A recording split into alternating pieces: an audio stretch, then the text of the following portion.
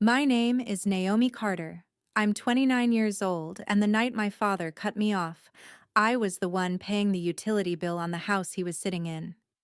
At 10:47 p.m., I was still on shift at the freight dispatch office, headset on, screens glowing, rerouting two delayed trailers and approving the next round of automatic payments from my phone when the family group chat lit up. My father sent one message: "Don't contact us. Don't come around. You're on your own now." No warning, no call, no explanation. Just a text, like a slammed door. 3 seconds later, my mother hit the thumbs up reaction. My sister added a heart. I looked down at the payment confirmations open on my screen: electric, internet, phone plan, truck insurance, pharmacy refill, all of it tied to my checking account. They were throwing me out of the family from a living room my money kept warm.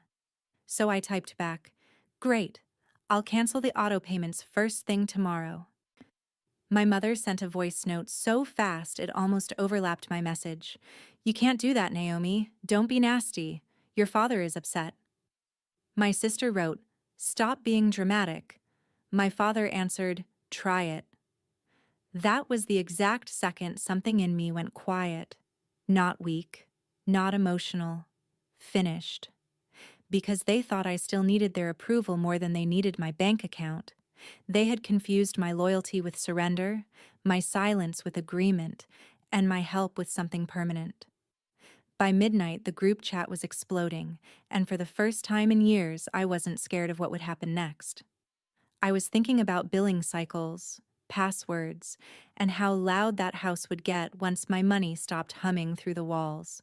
Before I tell you what he texted after that, and what happened when I finally walked away from that chat for good, tell me what time it is where you are right now, and where you're watching from.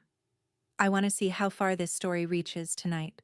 I got home after 3 in the morning, kicked off my work boots, pulled my laptop onto the kitchen counter in my studio apartment, and opened the spreadsheet I had been pretending not to need. I work as an overnight freight dispatch coordinator outside Kansas City, which means numbers, deadlines, routes, and mistakes that cost real money.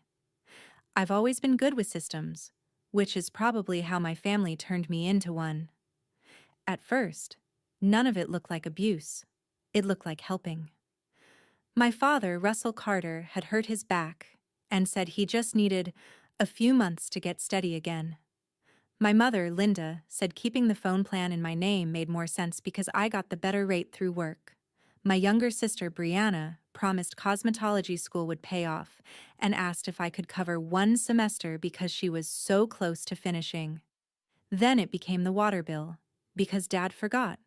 Then the internet, because Mom needed it for telehealth. Then grocery deliveries, because Brianna was between jobs. Then the truck insurance, because Russell said he couldn't do side work without it. Then the pharmacy auto refill, because Linda cried the 1 month her card got declined. I told myself I was keeping things stable. What I was really doing was building a life support machine and plugging my own paycheck into it. I went line by line: electric, gas, water, Wi-Fi, 2 phone lines, truck insurance, Brianna's tuition balance, streaming services I never used, home maintenance charges, emergency grocery runs, pharmacy pickups, a late property tax installment. I kept scrolling, month after month. My card, my account, my overtime, my skipped weekends, my holidays spent in a fluorescent dispatch room eating vending machine crackers while sending money to a house where people called me selfish if I was 10 minutes late returning a text. At 3:41 a.m., I stopped scrolling and finally totaled it. In 31 months, I had spent $68,214.17 keeping their life from wobbling. I said the number out loud because I didn't believe it. Then I said it again. $68,000. Enough for a down payment. Enough to wipe out my car loan. Enough to let me stop choosing double shifts every time I felt guilty. I sat there staring at the spreadsheet until the cells blurred. Then I started matching each bill against old emails and bank alerts, And that was when I noticed something I should have caught much sooner. The property tax reminder for the house wasn't addressed to my father at all. It referenced the Hayes family trust. Hayes. My mother's maiden name? My grandfather's name. Walter Hayes? A memory hit me hard and clean. A year earlier, Grandpa had asked me, almost casually, "Are they still telling people they bought that house from me?" I had laughed because I thought he was joking. Now I dug through my inbox and found an old thread where a county notice had been forwarded to me by mistake. The house was not in my father's name. The man telling me not to come around didn't even own the roof over his own head.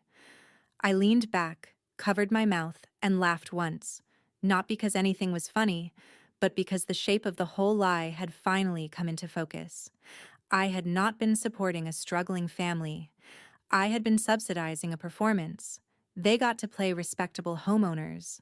I got to be the invisible extension cord behind the wall. At 4:12 a.m., I printed every statement I could find. At 4:38, I highlighted recurring payments in yellow. At 5:05, I made a second tab labeled Cancel First.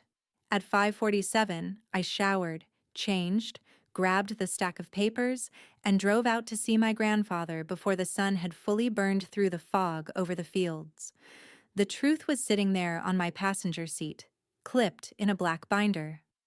And for the first time, I wasn't asking myself how to keep my family comfortable. I was asking a much better question. When you finally see that everyone is standing on your shoulders, do you keep holding them up? Or do you step aside and let them learn what gravity feels like? My grandfather, Walter Hayes, lived 25 minutes outside the city in a white farmhouse with a detached workshop that used to be his office when he worked in county records. Even in retirement, half the room still looked official. Filing cabinets, deed books, a notary seal, labeled boxes, a map of township parcels pinned to the wall. When I pulled into the gravel drive, he was already outside pouring coffee into a travel mug like he had been expecting a problem before I even arrived. Walter was 74, sharp as barbed wire, and the only person in my family who never confused softness with weakness. He didn't ask me why I was there. He took one look at my face, opened the screen door and said, "Bring the papers in." I laid the binder on his kitchen table and told him everything. The text, the reaction emojis, the voice note, the autopay list, the total. He listened without interrupting, then pushed his glasses up and started reading my printouts like a man checking weather before a storm. When he finished, he stood, walked into the old office, and came back with a red file box. He set it on the table between us and opened it. Carter House, the tab said in black marker. Inside were copies of tax notices, trust documents, 2 unsigned payment agreements, and handwritten notes in his blocky script. The house, he explained, had never left the Hayes family trust. Years earlier, he had let Russell and Linda move in with the understanding that they would either buy it gradually or pay modest rent once they got back on their feet. They had done neither. Russell missed meeting after meeting. Linda cried every time money came up. Walter stopped pushing because my mother swore they were close to stability, and because family fatigue is real even when you're right. "So all this time," I said, looking down at the documents, "he's been acting like I owe loyalty to a house he doesn't even own." Walter's jaw tightened. "He's been acting like other people's patience belongs to him. That's not the same thing." Then he looked at my spreadsheet, tapped the total with one finger, and said, "And you've been underwriting his pride." That hit harder than the text had, because it was true. Every time I paid a bill to avoid conflict, I protected the exact lie that hurt me. Walter told me something else then, something I hadn't known. He had recently received calls from a finance company because Brianna had listed the farmhouse address as a reference on an application.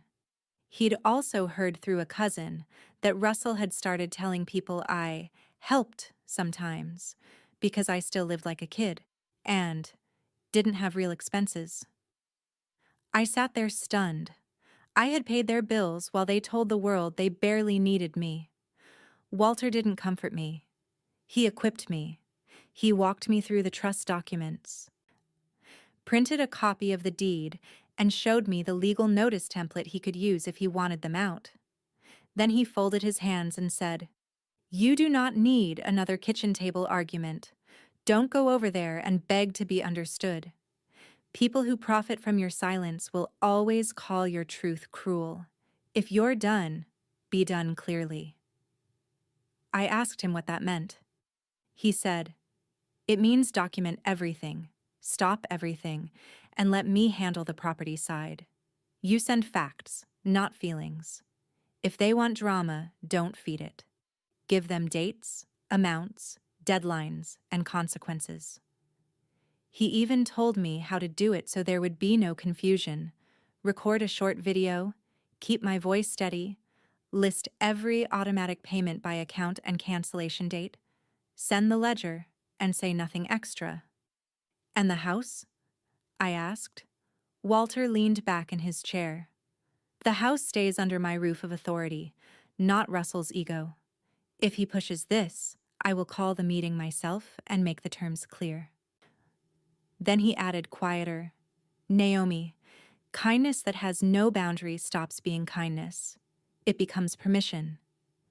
I left with copies of the trust papers, a folder clipped under my arm, and a kind of strength I hadn't felt in years. I had walked in feeling discarded. I walked out realizing I was the only one in that family who had ever been operating in good faith. I didn't go to their house. I didn't call. I didn't write a long emotional message they could twist into proof that I was unstable. I parked outside the dispatch center before my next shift, set my phone against the steering wheel, opened my spreadsheet, and recorded a 5-minute video. I wore my reflective work vest, my hair still damp from the shower, dark circles under my eyes, no makeup, no performance. "Since Dad says I'm on my own now," I began. "This is what that means." Then I screen shared the ledger. I read each item the way I'd read a route report. Electric, average $286 a month, paid by me for 26 months. Gas, average $193. Water and trash, average $121. Family phone plan, 3 lines, $247. Russell Carter's truck insurance, $188. Brianna Carter's tuition auto debit, $375. Pharmacy refills for Linda Carter, variable but recurring. Grocery delivery account, averaging $510 monthly during the last year. Internet, streaming bundles, emergency repairs, and a property tax installment. I didn't accuse, I documented. Then I said the only sentence they needed to hear. "Because I have been told not to contact you and not to come around, all support ends in the same spirit. Electric and gas will transfer or terminate on Friday. The phone plan transfer request has been submitted. Truck insurance will not renew. Tuition payments are canceled. Grocery accounts are closed. Pharmacy cards have been removed. If you need clarification, please review the spreadsheet attached. Grandpa Walter Hayes has confirmed the property issue separately and will contact you about that matter." Then I sent the video to the family group chat with the subject line, "Since I'm on my own now." For exactly 15 seconds, nothing happened. Then the phone detonated. "Russell, you little ungrateful brat. Linda, please call me before you do anything rash. Brianna, you cannot send people spreadsheets like this. This is insane. Russell again, you think because you make some money you can humiliate me?" Then the voice notes started coming in like machine gun fire. My mother crying, my father shouting over her, Brianna talking so fast half her words blurred together. I didn't answer any of them. I opened each account and started shutting doors. Cancel auto-renew, remove payment method, revoke authorization, end shared access, transfer line, freeze card, change password, confirmation email, confirmation text, confirmation screen, It was surgical. No screaming. No scene. Just a system finally refusing bad input. By 11 that morning, the effects had begun. Russell sent 3 furious texts because he had gone to pick up a side job and discovered the insurance on his truck had lapsed at renewal. Brianna called me from an unknown number because the Beauty Academy portal had locked her from booking clinic hours after the missed payment posted. Linda left a message whispering that she suddenly couldn't use the pharmacy account and, "Why would you do this to your own mother?" The better question was, why they thought I was supposed to keep financing people who had just told me not to come around. But I still didn't answer. Instead, during my lunch break, I did something I hadn't let myself do in 2 years. I used my own money for my own future. I paid the application fee on a 1-bedroom apartment closer to work. I enrolled in the supervisor certification program my company had been encouraging me to take. I moved part of my direct deposit into a savings account I named Peace. By the time my shift ended, the group chat had gone from insult to panic. The last message I saw before muting it was from my father. "You made your point. Turn it back on." That was when I knew the point had finally landed. Not when they called me cruel, not when they shouted, when they asked for the comfort back. Have you ever noticed how fast people stop calling you selfish the second they realize your boundaries are going to inconvenience them? I thought the worst part would be the anger. I was wrong. The worst part was what they did after they understood I wasn't coming back. 2 days later, I got a message on Facebook from a woman in Independence I had never met. She apologized for bothering me, said she had bought a silver charm bracelet from a local resale page and wanted to know if the inscription inside was meaningful before she polished it off. She sent a photo. My stomach dropped so hard I had to sit down. The engraving read, "To Mom, love, Naomi." I had given that bracelet to Linda after she finished radiation 6 years earlier. I bought it with my first holiday bonus. She had cried when I handed it to her. Now it had been sold online for $80. Before I could process that, another message came in from a man who had bought a vintage Polaroid camera and found my old name label tucked inside the case. That camera had been mine since high school, stored in a closet at the family house because I didn't have room in my apartment. Then a third one, a leather tool bag with an engraved metal plate. For Dad, proud of you, had been listed at a swap meet by a younger woman and an older lady. They were not just missing my money, they were converting my love into cash. I sat on my couch staring at those photos, feeling something colder than heartbreak settle in. Later that same afternoon, my cousin Erin called and asked if I was alone. When I said yes, she sent screenshots from a private family group chat I didn't know existed. The title was "Protect Mom and Dad." In it, Brianna wrote that I had snapped and was spiraling because work got to her. Linda said maybe they should tell people I was drinking too much and getting paranoid, because that would explain the spreadsheet. One aunt suggested collecting donations through church to help with the bills Naomi suddenly abandoned. My father wrote, "Don't let anyone talk to her directly. She'll twist it." And there, in black and white, was the final thing I needed to stop wavering. My mother writing, "If we make it about family loyalty, she'll look heartless." I had spent years breaking my back for people who were now planning my reputation the same way they planned grocery delivery windows. Controlled, managed, useful. I won't pretend I felt powerful in that moment. I felt sick. I paced my apartment. I cried exactly once, hard and fast, angry at myself for still wanting a version of them that never really existed. Then I picked up my phone because part of me, the oldest, trained part, still wanted to fix it. I opened the utility app. I hovered over the restore payment option for Linda's prescriptions. Then another text came through from my father. "Since you want war, don't expect us to forget it."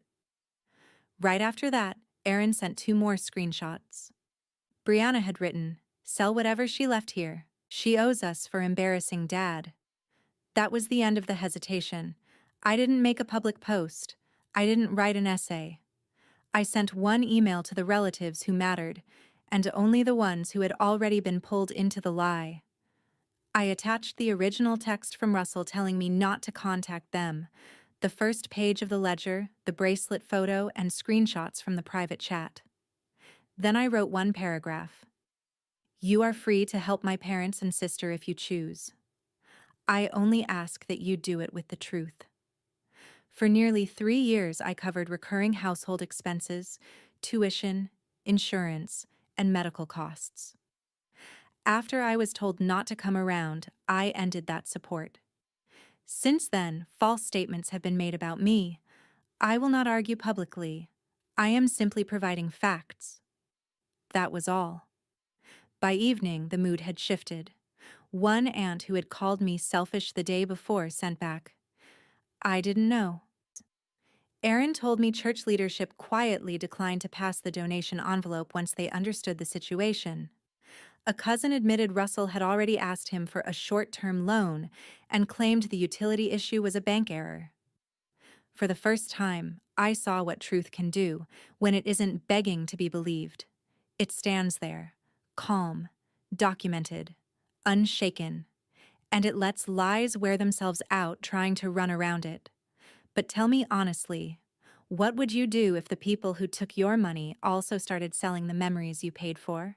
The next week was the ugliest one because it forced me to look at a reality I had spent years avoiding. Cutting off help does not instantly cut off grief. I still miss the family I thought I had.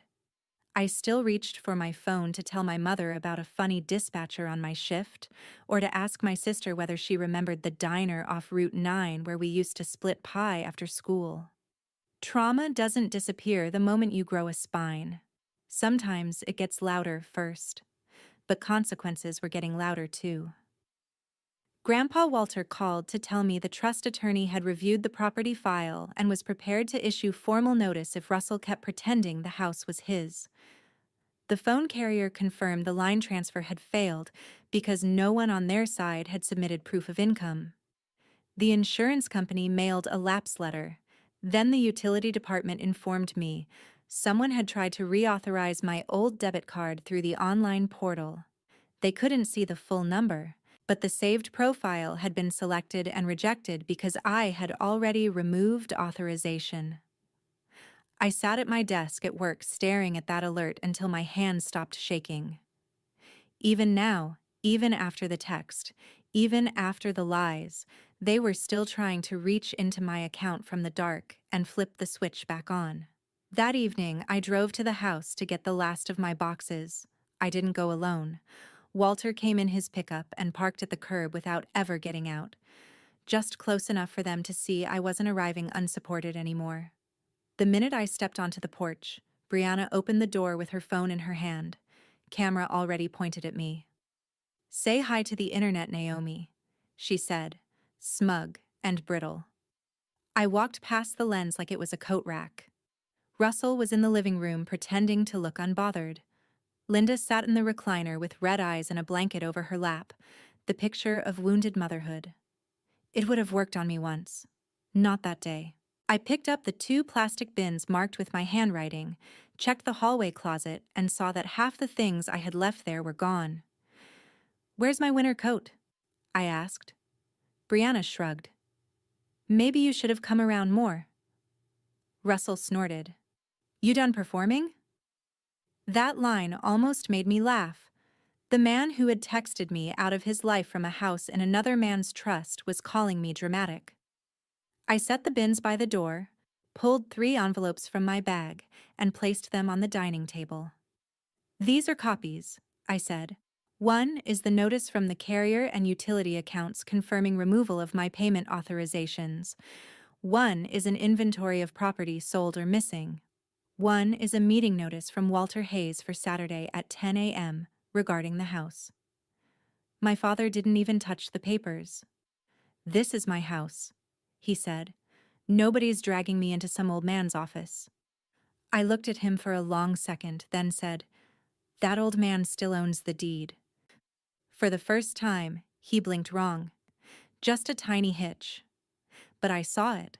Linda started crying immediately, not because she was shocked, I think, but because she knew. She had always known. Brianna lowered her phone without meaning to. Russell recovered first and tried anger. He wouldn't do that to family. I picked up my bins. He might, I said, especially after you helped yourself to mine. Then I walked out. In the truck, Walter didn't ask how it went. He handed me a folder from the law office and said, "Read the repayment option tonight. It's cleaner than court and uglier than excuses." Back at my apartment, I sat on the floor among my boxes and opened the folder. If they wanted 30 days in the house instead of 10, they would need to sign a notarized repayment agreement to me, stop using my name in requests for money or sympathy, and cooperate with the trust transfer process. The document was simple, precise, and devastating. That same night, I accepted a promotion I had delayed for 18 months because I was too busy being everyone's emergency fund. Operations planner, day shift, better pay, better hours, start date in 5 weeks. I signed the offer letter at 11:14 p.m. and realized that yes, I had changed everything overnight. Not by becoming someone new, by finally stopping the leaks that kept my old life sinking. Saturday morning was cold, bright, and mercilessly clear. Walter held the meeting in the front room of his farmhouse office, the same place he used to review land transfers and settlement documents when the county still trusted paper more than servers.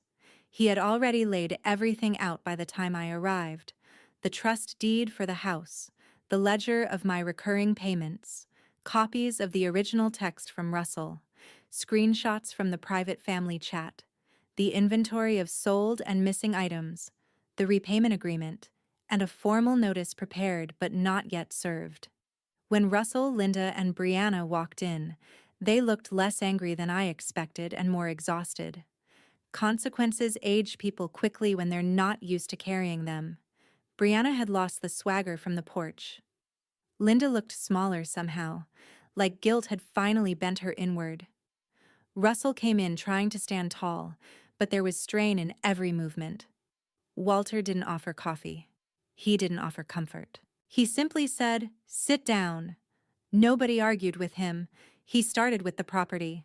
The house at 114 Cottonwood Lane remains under the Hayes Family Trust. No deed transfer was completed. No purchase agreement was fulfilled. No rent has been consistently paid. Therefore, your claim that it is yours is false. Russell opened his mouth, and Walter lifted one hand. "You will listen first. You have been doing too much talking on borrowed ground." Then he turned to me and nodded. That was my cue. I didn't stand. I didn't shake. I just opened the ledger and spoke. Over the last 31 months, I paid $68,214.17 in recurring household support, including utilities, phone service, truck insurance, tuition, groceries, pharmacy costs, and emergency expenses. I did that because I believed I was helping family through a hard season. On Tuesday night, Dad told me not to contact you, not to come around, and that I was on my own. Mom and Brianna supported that message. I took you at your word. Brianna started crying before I even reached the conditions. That sound would have unraveled me once. Now it just sounded late. I slid the repayment agreement forward. Walter is offering you 30 days before eviction proceedings move forward. In exchange, 3 things happen. First, you vacate the house within 30 days with no damage, no missing fixtures, and no delays. Second, you sign this notarized repayment agreement acknowledging the support I covered and agreeing to monthly restitution. Third, none of you use my name, my job, or my relationship to you to solicit sympathy, donations, favors, or money from relatives, church members, neighbors, or anyone else. If you continue spreading false statements about me, Every supporting document in this room goes to every person you've misled. Russell slapped the table so hard the pen rolled. This is insane. You're trying to destroy your own family. I looked straight at him. No. I stopped financing the version of family that only worked when I was being used. Linda started sobbing then. Real sobbing. Not theatrical this time. Naomi, I know we were wrong, but 30 days?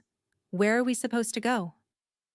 The answer rose in me without effort because I had been carrying it since that first text. I don't know, I said. That was the exact problem with what you did to me. You didn't know either. You just decided I should figure it out. Silence fell so hard the room seemed to tilt. Brianna whispered, I only liked the message because I thought he was bluffing. I turned to her. And you sold Mom's bracelet. You tried to sell my camera. You joked in a private chat about selling the rest of my things. At some point, that stops being loyalty to Dad and becomes character. She looked down and couldn't answer. Walter pushed the deed copy toward Russell. You had years, he said. Years to make this right. You didn't, because Naomi kept making it painless for you not to. My father finally ran out of volume and tried a different move. Pity. You know I was under pressure. Walter didn't even blink. Everyone is under pressure. Most people do not solve it by climbing into their daughter's wallet and calling it fatherhood. That was the hardest line anyone had ever said in front of him, and because it was true, it landed like a body.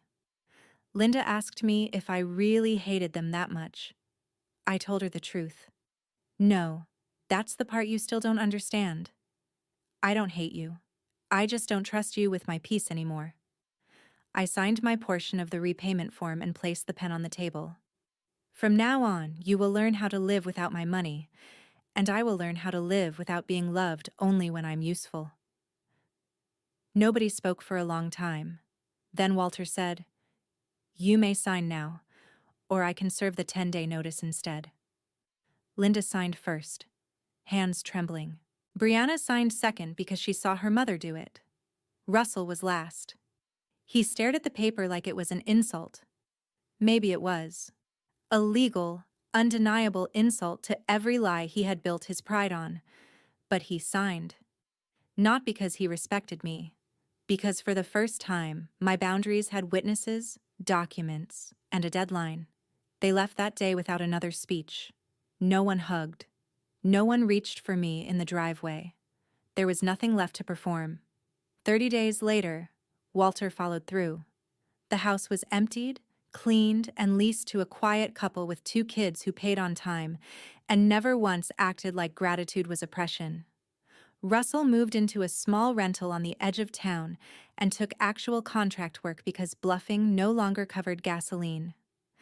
Linda got a receptionist job at a dental office and, 3 months later, mailed the first money order marked repayment. Brianna finished school the hard way, with loans, part-time work, and no one left to weaponize against me. And me? I took the day shift promotion. I moved into the apartment near work with windows that face the rail yard instead of someone else's crisis. I bought my own couch. I rebuilt my savings. I slept through the night without waking up to voice notes, fake emergencies, or guilt dressed up as family duty. Sometimes people ask what changed everything overnight. It wasn't revenge in the loud movie scene sense. It was one decision. I stopped paying for disrespect. That was it. That was the switch. Once I flipped it, every lie in that family had to survive on its own power, and most of them couldn't. The lesson I carry now is simple, and I wish I had learned it younger. Not everyone who shares your blood deserves unlimited access to your sacrifice. Sometimes the most loving thing you can do for toxic family is let them face the consequences you've been shielding them from. People do not grow while standing on your back, and you do not heal while calling your own exhaustion loyalty. The day my father told me I was on my own, he thought he was punishing me. What he really did was release me. So I'll leave you with this. If the people closest to you only value you when you're useful, Would you still call that love? Or would you finally call it what it is and walk away?